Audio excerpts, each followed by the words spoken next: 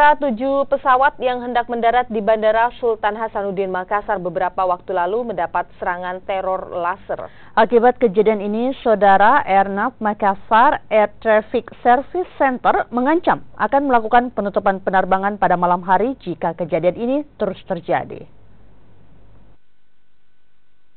Sedikitnya ada 7 pesawat komersil yang melaporkan kejadian teror laser yang terjadi saat ingin melakukan pendaratan di Bandara Sultan Hasanuddin. Teror laser terjadi pada pukul 6 petang hingga pukul 9 malam.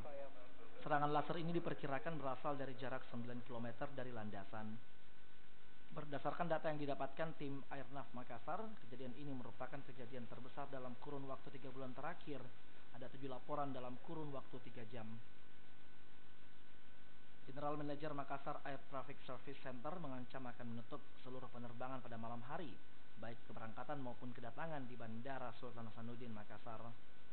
Otoritas Bandara Sultan Hasanuddin Makassar juga telah melakukan razia penggunaan laser oleh masyarakat di titik vital jalur pesawat seperti di Kabupaten Maros, Jalan Petarani, Kabupaten Goa, dan juga di Jalan Hertasning. Internal kami juga semalam sudah langsung ke lokasi menyisir beberapa wilayah yang kami duga. Jadi jaraknya kurang lebih antara 8 sampai dengan 10 km dari Bandara Sultan Hasanuddin. Jadi laser ini mempunyai intensitas sangat tinggi. Jadi pada saat ditembakkan tepat ke arah kokpit pesawat, itu cahaya memedar. Jadi memedar hampir bisa dikatakan memenuhi ruangan kokpit. Dan kalau tepat mengenai retina mata sang pilot akan menyebabkan temporary blindness atau kebutaan sementara. Tentunya kita berharap ini tidak terjadi, karena pada saat posisi pendaratan itu ada posisi kritis. Serangan laser ini sangat berbahaya bagi penerbangan lantaran dapat mengakibatkan pesawat gagal mendarat hingga tergelincir.